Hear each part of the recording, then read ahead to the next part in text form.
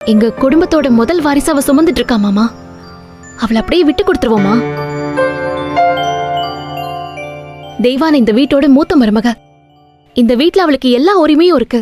அவளை யாரும் இங்க எதுவுமே சொல்ல மாட்டாங்க. குடும்பம்னு ஒண்ணு இருந்தா பிரச்சனை வரதானே மாமா செய்யும். சின்ன சின்ன மனஸ்தாபம் தானே மாமா ஒவ்வொரு குடும்பத்திலயும் இருக்கு.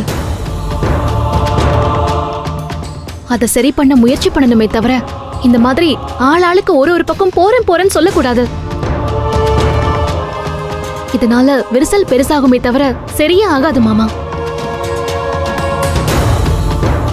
தெய்வானை இந்த வீட்டுக்கு வந்த முதல் நாள்ல இருந்து இது ஒரு கூட்டு குடும்பம். ஒவ்வொருத்தர் ஒவ்வொரு விதமா தான் இருப்பாங்க. நீதான் அனுசரிச்சு போகணும்னு நான் சொல்லாத நாளே கிடையாது. ஆனா இப்ப அவளுக்கு கூடுதலா ஒரு பொறுப்பு வந்திருக்கு. இந்த நேரத்துல இவதான் அதை சரி பண்ணணும்.